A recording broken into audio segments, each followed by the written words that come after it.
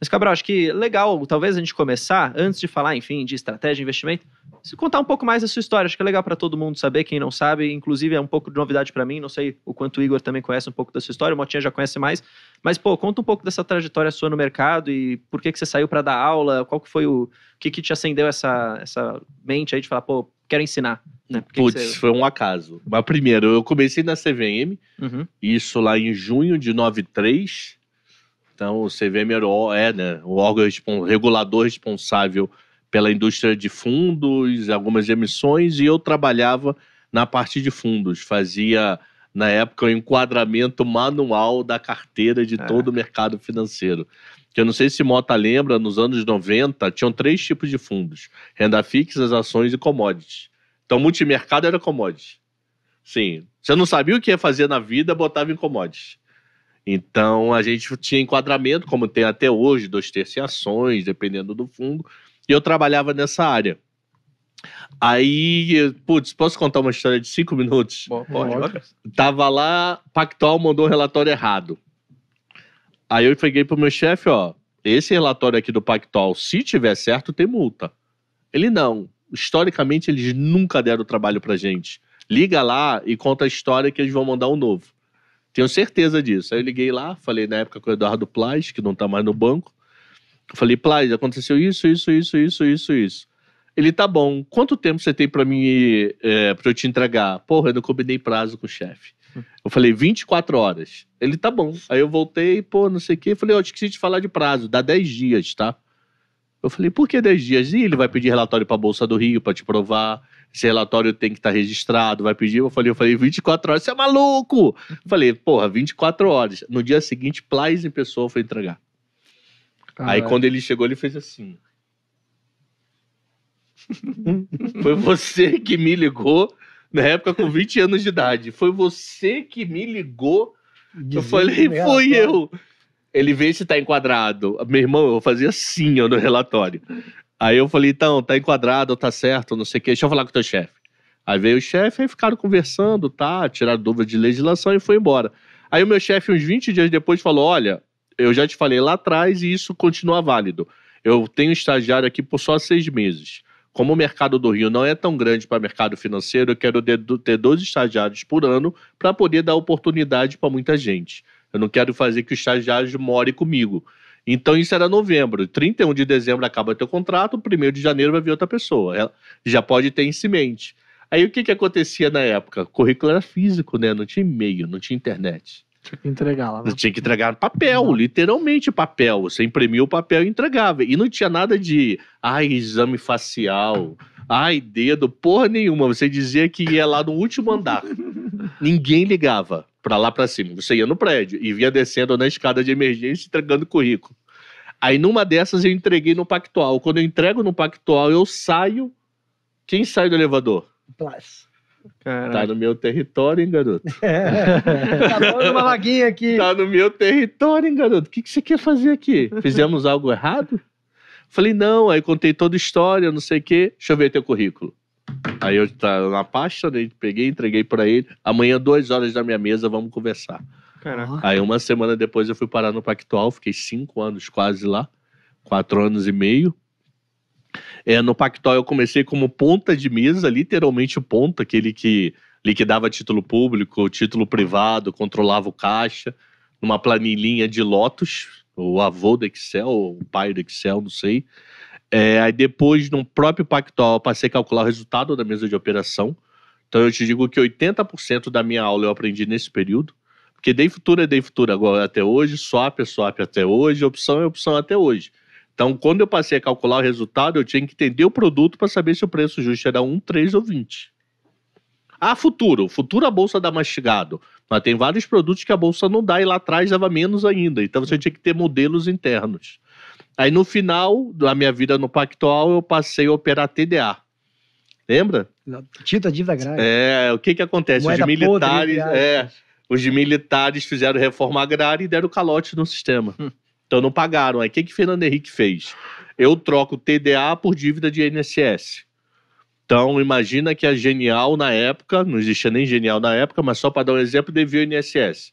Aí o que ele falou? Me paga em TDA que eu aceito o valor de face. Então, qual era o detalhe? É por quanto você conseguiu o desconto da TDA da origem para vender para a Genial entregar para o governo para bater dívida de INSS. Aí depois disso eu saí do banco, na COP 98, fui para um Family Office no Rio. Na verdade era Norsul Corretora, mas eu trabalhava no dinheiro dos sócios e não na corretagem. Aí em 2001 virei paulista, vim para cá fazer MBA em derivativos e aqui fiquei. Aqui eu trabalhei numa corretora que não existe mais, chamada Quality, e depois na Capital Markets, que existe até hoje. Minha última função foi gestor de fundos durante quase 5 anos na Capital. Aí uma sexta-feira de carnaval, pós-subprime, surtei, eu falei tchau. Não quero mais essa vida até qualquer dia. Não fiz nada em 2009, virou sabático? Não, fui ver Flamengo ser campeão brasileiro. Aí, pra dizer que eu não fiz nada em 2009, eu dei aula no Acre. Eu fiquei 1 mês no Acre em agosto. Mas por que você decidiu dar aula? Você que quis? Não, a aula é uma história muito doida que eu te digo que hoje eu não me arrependo, mas na hora eu me arrependi demais. Tava eu e um cara, fomos visitar um cliente na época da Quality. E esse cara era comercial e eu era o corretor que atendia um cara que trabalhava com ele. Uhum. E esse cara que trabalhava com ele estava de férias. Ele falou, Cabral, tem comigo para explicar qual é a estruturada de opções que vocês montaram? Eu falei, eu explico a boleta, mas não digo porque ele pensou aquilo por questão de ética. Vou dizer, ele fez A, B e C, essa é a boleta. Ah, por que ele fez? Aí é com você. Uhum. Ele, não, sem problema. Aí fomos, saímos da reunião, era umas 7 horas da noite de um dia de semana. Aí o chefe ligou pra ele, olha, estamos com um problema em cliente em Fortaleza, vai agora pra Guarulhos com a roupa do corpo. Isso pra esse cara. Ele falou pra mim, Cabral, não quer dar aula amanhã na BMF, não? Eu não tenho como dar, porque eu não vou voltar a tempo pra até chegar em Fortaleza e voltar. Eu falei, quero. No segundo seguinte eu me arrependi. Eu disse sim e falei, o que eu fiz, maluco? Porque eu tenho tinha agora não, mas eu tinha vergonha de falar com 2 pessoas. Eu não falava em pé. Esquece. Reunião pra eu estar em pé, eu tremia até a unha, maluco. Aí, porra, muito resumido, eu não dormi. Eu dormi 2 horas essa noite estudando. Eu escrevi um livro numa noite. Caraca. Me arrependo de ter jogado fora. O negócio era tão detalhado que eu escrevi quem eu era. Eu sou Alexandre Cabral, comecei no mercado financeiro de tanto medo que eu tinha. De falar em público. De falar em público. Aí quando veio a avaliação 8,5. Até que não tá ruim. Vamos ver qual é. Esse ano a minha avaliação tá 9,83. Caraca. Então, assim, descobri meu talento por acaso e deu mega certo. Assim, 0 arrependimento. Na época sim, mas hoje 0 arrependimento de dar aula. Só não me pede assim, pra falar de agro. Liga pro Delara. Inclusive tá aqui no chat, então. Então se você Delara. perguntar pra mim, Delara ou pro Vicente, quer dar aula de derivativos de café? Ele é igual derivativos de dólar. Compra pra alta, vende pra baixa, é diferença de PU, mas eu não tenho história pra contar. O que eu vou contar pra aluno de safra, safrinha? Não tenho a menor ideia. Então eu sou da aula de produto que eu já operei na vida. Eu ia te falar, falando em história, essa época aí que você largou tudo no mercado, né? Jogou pra trás. 2009. Jogou o boné pra fora. Queria que você contasse como é que foi pra você e pra você também, Mota. Como é que vocês estavam nessa época e qual foi a barra que vocês seguraram? Porque imagino que deve ter... O meu foi pós-subprime, né? Subprime foi 2008. Começou finalzinho de 7, mas explodiu em 8. Na verdade, começou em julho de 7, que a gente só enxerga depois, quando a HSBC em Hong Kong falou que estava com problema de precificação da parte dele imobiliária. Mas falar, Hong Kong, HSBC... É igual eu COVID, lembro que eu estava né? posicionado, eu me ferrei nesse dia. É igual Covid. O pessoal, a gente tá lá, não vai chegar, né? Aí esquece. E o mundo não era mega globalizado como é hoje.